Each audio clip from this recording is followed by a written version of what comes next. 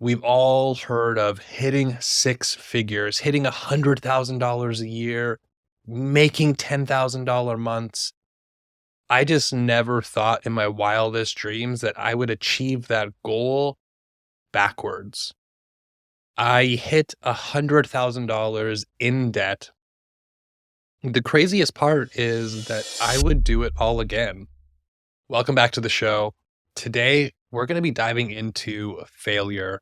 I want to walk through one of my biggest failure as an entrepreneur, as a business owner. And I just kind of want to walk you through, the highs, the lows, the highs that led into what could have been great, how it was perceived and viewed from the outside, the lows that a lot of people never really realized, how I thought I was hiding it from the outside, and a lot of the emotional fallout that I went through with the people that were closest to me. And I just really want to try and share as vulnerably as I can with you because I know so many of us are going through difficult times with business. Social media makes it seem like it's so easy. Being an entrepreneur is amazing. We can live this digital nomad life. But in reality, it's not quite as easy as people like to see. And I don't feel like people dive into this gritty shit that a lot of us don't want to talk about. I just don't think this is being talked about a lot. And I actually sent out an email on this topic and I had a ton of unsubscribes. So either this message maybe sucks or maybe it's just something that, a lot of people aren't willing to really realize. Or maybe the people on my list just aren't my people. So who knows? But we're going to be digging in today, really kind of talking about six figures. So a big number that stands out to me as I kind of enter into this journey is $16,087. This is the number that is currently left on my consolidation loan. I have a monthly payment of $759.53, and I should be able to pay this loan off by 2025. If you've been a part of the business community for any time in this entrepreneur space, this online coaching space, we've all heard of hitting six figures, hitting $100,000 a year, making $10,000 months. I just never thought in my wildest dreams that I would achieve that goal backwards. I hit $100,000 in debt. The craziest part is that I would do it all again. So this all kind of started with taking out a $500,000 business loan from ATB Financial. Back at the time, I was running a business with my wife. Business was doing great. We had this small boutique 1,500 square foot studio. It was just the two of us. We had a few pieces of equipment. We started it from nothing and we were buying used equipment from finding stuff on like the Bargain Finder and Kijiji. It's a little, kind of used site buy and sell thing and where we're from. Finding stuff from places going out of business and just curating these little pieces. And it was such crap. But we had this beautiful little 1,500 square foot studio that we worked out of. This was my wife and I working as personal trainers and nutrition coaches.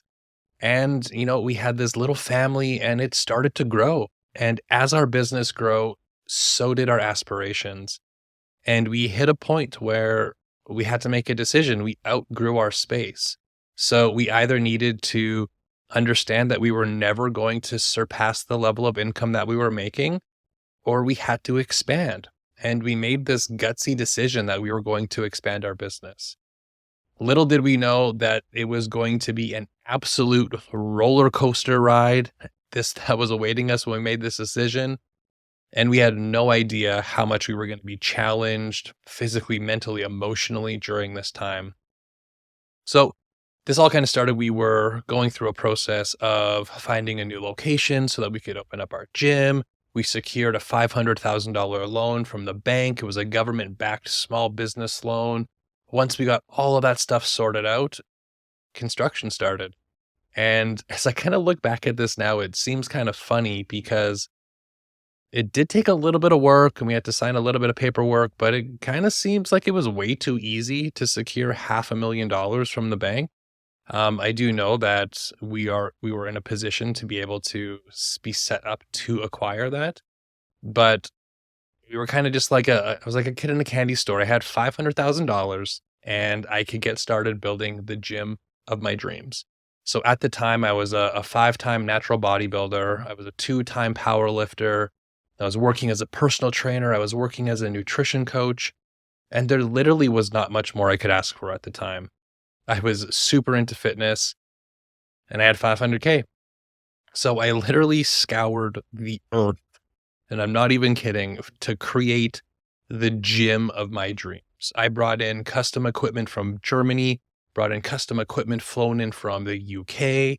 I put in special orders on the paint jobs and the fabric for every single piece of equipment we purchased so that it would match our color scheme. We got, specialized turf in specific colors to line like the brick wall. We hung special speakers from the ceiling. We brought in a special team and painted the exposed roof jet black to kind of set the mood and the vibe that we were going through with our gym. We had a carpenter who was my father build us like custom powerlifting boxes and apparatuses in order for us to be able to train properly. We got special competition grade equipment so that I could train for my powerlifting meets. We built this amazing gym. And everything was brand new. This 6,000 square foot private gym was only going to be used by our private training clients, with the exception of my one friend, Jordan. He had the honor of being the only person that had a membership to come into our facility whenever he wanted. So from like the outside looking in, everything looked amazing. We were crushing it. We had this amazing, credible business. People, when you have a brick and mortar thing, something that people can see, touch, and feel, it's so different than working online. So this gym kind of gave us this newfound credibility, not only in the city where we were working, but with our friends and our family. You can, if you, I'll share some online, you can see some pictures of our gym and our facility that we had. But it wasn't long after our big grand opening celebrations, which were again to the nines. We had partnered with businesses for giveaways and gift baskets, and we had a DJ and we had an open bar with a bartender at our grand opening celebrations. So from the outside looking in, we had it all. And as we opened up this gym and as we continued working, everything just kind of seemed to be going our way. My wife was named the number one personal trainer in the city. We had the number one named private gym in the city, or runner up. We were amongst the top gyms in the city. We developed partnerships with companies like Lululemon. We had routine charity events that we would put on for the community. We had sold out boot camps that we would run on the weekends, holiday boot camps. I was writing for fitness magazines. I had a podcast that was getting thousands of downloads per episode in 2017, 2018. And I brought in like the first of its kind fitness conferences. So this was only something you would see overseas in like the UK, or you might see it in the US with these big fitness conferences where people could get, credits for their certifications. Well, I was flying in the first of its kind in our city, flying in speakers from around the world, from the UK, from the US, from New Zealand. It cost thousands and thousands of dollars to put these events on, but they were phenomenal experiences. Our team started to grow. Our team grew from just my wife and I, and then we had a team of 8 employees. We had 2 interns, and then we started clearing over $40,000 a month in revenue. We're pacing $500,000 with our business. But what people didn't see was like the bottom half of that iceberg. They couldn't see that we couldn't afford to pay ourselves most months. A lot of people didn't realize that we were actually working 7 days a week. We were up at 4 a.m. We were home after 9 p.m. in the dark on most days. During this time, I entered into a very deep and dark time in my life personally. I had a falling out with my brother. I entered into a years long depression. This is something I've looked back on as a cornerstone moment for me personally at this time in 2018. And it wasn't long after this, a number of events kind of transpired and, my staff would come into my office and I would literally have energy drinks littered covering the counter of the desk I was working on. I was drinking 4 energy drinks a day just to cope. They were literally piling up in the garbage can. Like I couldn't fit all of them in the garbage can. The date night that my wife and I would go on literally turned into an excuse for us just to go out and drink to escape for a moment of time before doing this all again the next day. And the truth of it is that our love for our business, our love for our gym and our community was very, very quickly fading. It was being completely drained from us. And it became clear that we literally could no longer hide this for our clients when a couple of our clients called us out. Both of us had clients almost at the exact same time come up to us individually and say, "You look like shit." It was just no amount of energy drinks, the dark circles under my eyes, it was clear just looking at my pale face, my concave face during the time of my life, like, it was clear that the passion was gone. Our clients could recognize how shitty we looked, the toll it was taking on us. We couldn't hide it anymore. But at this time, we just didn't know what to do. We literally felt like we were trapped in a prison, but we were trapped in something that we had created. We were trapped in something that we had spent years building. And it's a very defeating feeling when you feel trapped, but you are right in the place that you put yourself. And that's a very difficult thing. So the 2 of us, we gripped and clawed and we held on as long as we could. But the truth is, like, we felt like we were gym owners. It was our identity. We hadn't known anything else for years. It was who we are to the core, or who we were to the core. It's how people viewed us. It's what people respected us for. We had built up this community that saw us as these gym owners, these advocates in the community holding charity events. There was over 100 people that routinely were a part of our events and our boot camps. We had a team of trainers and interns that relied on us to put food on their table. And it was just a very difficult time for us.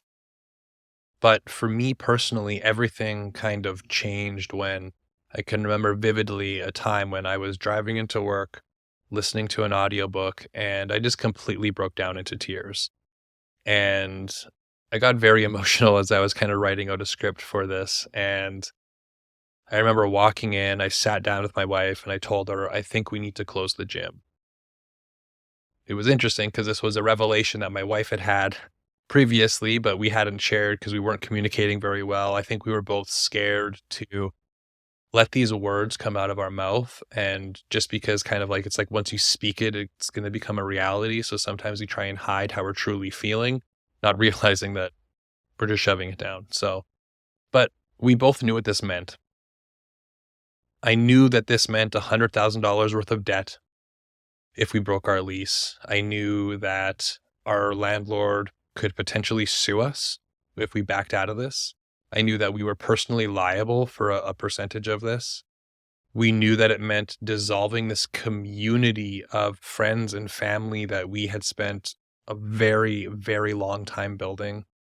It meant shattering and dissolving our entire identity. This was who we were. We were gym owners. We knew nothing else. And it meant failure. Making this decision was the epitome of failure. We started a business, we took out a business loan, and we were going to close it all, default on our loan, break our lease. It doesn't get much more literal from a failure in business standpoint than that. But it was this really interesting experience because the moment I verbalized that I wanted to close the gym, it just felt different. It literally felt like a weight being lifted off of my shoulders. It felt easy, and it's very difficult to articulate how this truly kind of feels as a business owner, as an entrepreneur, as anybody having to go through making a difficult decision. It was definitely not a decision I came to lightly. There was an incredible amount of time, thought, and intention put into seeing if this was the right decision. I was in 2 masterminds. I had conflicting advice from each person that I was working with. I hired other mentors that I respected that were gym owners to get their feedback and explore alternative options. But listening to extreme ownership, driving into work, one thing became crystal clear to me. I realized exactly what I needed to do in order to turn this business around. And in that moment, I realized I didn't want to do it.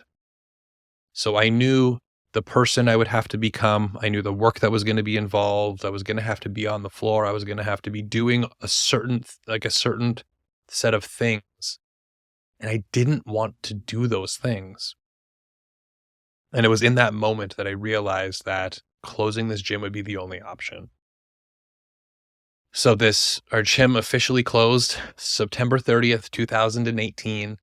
It was actually the same weekend of our 2018 L2 Fitness Summit. Had flown in 4 speakers from around the world, UK, US, New Zealand, and it ran from the 28th to the 30th of September 2018. Rented out the Hyatt to host the event. We sold tickets. I can't remember how many tickets we sold, but it was a fantastic event. And I can still remember driving up to the gym on, I believe it was October 1st. It was the day after the event finished. Our business was closed. I didn't know if the keys were going to open the door. I didn't know if the power was still going to be on in order to turn the lights on. That I was getting one final workout in with one of the speakers, Dr. Eric Helms. He speaks around the world, and he's one of the kindest people I've ever met. But I can remember just being in the gym, after the anxiety of not knowing if the lights were gonna turn on.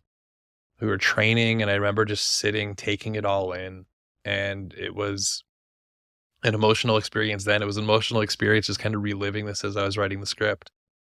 This was the last time I would ever step foot in my gym, and I was working out side by side with this world-renowned expert. He is paid to speak on stages across the world.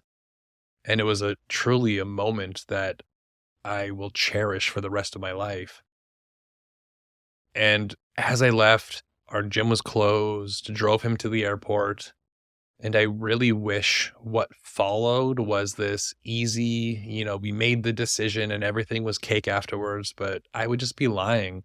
Between the lawyers trying to keep ourselves from getting sued, between the bank and owing them $100,000. And oddly, like, the bank manager seemed to not care, but that's a completely different story. We owed them 100K and there was no way we were going to get out of it.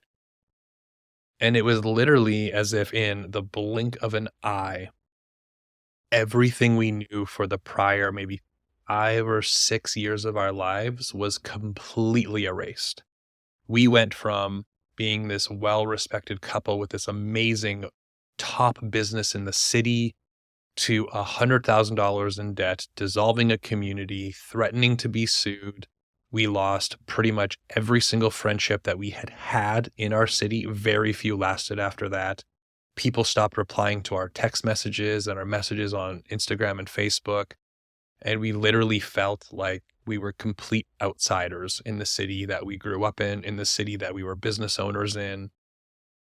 Shortly thereafter, we ended up having to sell our home because we needed to put a down payment, a large sum of money towards this $100,000 of debt we were in. So we had to sell our home so we could get the cash from the sale of the house to put towards this loan, which didn't pay it off, but it made us some good headway on it. And we packed up everything that we had, put it into a storage locker, and we pretty much ran away. We spent the next 3 to 4 years of our lives after that, closing our gym in 2018, kind of living as digital nomads. And we can look back now at that experience, and we knew that it was kind of like a trauma response. We went through a very difficult time and we ran away. We had no idea how to deal with it, how to cope with it. We felt like outsiders, we felt like failures, and we ran away. And when it comes down to it, business is difficult. anybody that is struggling with business, I want you to know that it is definitely not as easy as it seems on social media. If you're feeling a struggle, if you're feeling you should be there quicker, just know that when it comes to business, doing what we love is going to be more important than getting there in a specific amount of time and making a specific amount of money. And you discover so much about yourself in business. It's almost like a personal development exploration. It's what I love about business. You learn so much about yourself. But this experience shaped me in so many ways. It brought me so many great memories. Like I had my father, he single-handedly built almost all of our gym, did the tear down, did the construction, did everything except like the electrical and painting the roof. Helped us bring in all of our equipment. He did all of the repairs. I got to spend so much time with my parents during this experience. I got to train my parents. We spent a lot of time together and I loved every minute of it and truly cherished it. We had so many amazing network opportunities during this time. So many relationships were built, even though they kind of were torn apart. But I want to wrap this up and kind of just walk through a few really valuable lessons that I walk away from this experience with. One is that one of the most important things to learn is that you can always figure it out. That's one of the most important things I figured out about myself is no matter the circumstance, I'm able to figure it out. My wife and I, during this time, I think we knew we didn't have the answer, but we knew that we had each other. And a lot of people don't know how this really did affect us deep down and how it still affects us to this day, not even our families. But we always knew that if we had each other, we could figure things out. Number two, I learned that putting the needs of others and the community above myself is just a recipe for disaster. It's a recipe for unhappiness. It is a recipe for resentment that I need to put an emphasis on myself. I need to take care of myself if I want to be able to take care of other people. I spent years putting the needs of my staff, the needs of my community, the needs of my family above myself, and it put me into a very difficult place. I learned that as much as we try and hide what we're going through, people know, especially those that care about you. We had some clients that we were very close with. They knew something was going wrong until it got so bad that they literally called us out for it. And also with that as well, it's just so much better to let somebody in and have their support during a difficult time. Or maybe there is someone you can seek for support during difficult times. I also learned that having my identity and my validation tied to something outside of myself literally takes all of my power away. Having my validation tied to this gym and the success of this gym, having my identity and success tied to putting on these events and writing for local magazines just really makes it difficult because when you remove that, you're left with this question of like, who am I? What am I? What is my work? And I've come to realize that all of those things were within me the entire time, but it took me a long time to figure that out. I learned that there are things in life that are far more important than business, than your success and how much money you're making. And I have also learned that those really high revenue numbers that people talk about do not tell the entire story. My wife and I, we had a business that was doing $500,000. We couldn't pay ourselves and we were utterly unhappy. So there is always so much more going on than people can ever realize. So when we fall into comparison with other people, we have to be so conscious of the fact that we don't know what their actual reality is. All we know is their curated version that they're providing us. And that's what I hope from sharing these messages, even though I'm getting unsubscribes, even though I get a little bit of hate. I want people to know that this stuff is real. These feelings are real. If you're feeling like a failure, if you're feeling like, why can't I figure it out? You're not alone, but just no one is talking about it. And I want to normalize talking about the difficulties in life and business. It's not easy. There are struggles, and we need to make it okay to talk about so that we don't just suffer in silence when it comes to these things. And I think one of the really important things, and I kind of touched on this a little bit earlier, is that when we're faced with difficult decisions, I really do think that we are stronger than we think we are. I think that it's kind of like a mom when they get a hit of adrenaline and they can like lift up a car to save their baby. I think when push comes to shove, we can all be a little bit grittier than we think we are. It's very easy to kind of push away pain. But obviously we don't want to endure pain, but we can get through difficult times. I learned that some of the most difficult lived experiences that I've had in business have really made me who I am today. It's given me the opportunity to be able to put this message out there to help anybody that is going through something similar, to give people hope, to give people inspiration.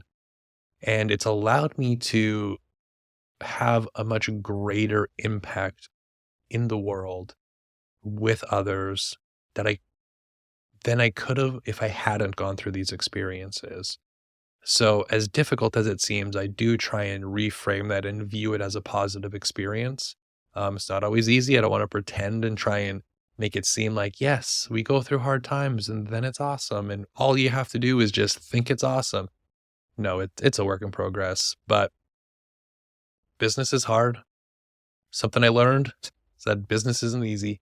I also learned that the message around work harder, just do it, just, shut up and work more and get it done and don't complain and you don't need a routine, you don't need a cold shower, that these messages are got to be one of like the dumbest fucking things in the world. They are so defeating. They are so detrimental to the overall success of our industry. We are so individual. Things are very difficult for some, very easy for others, and a very wide spectrum in between.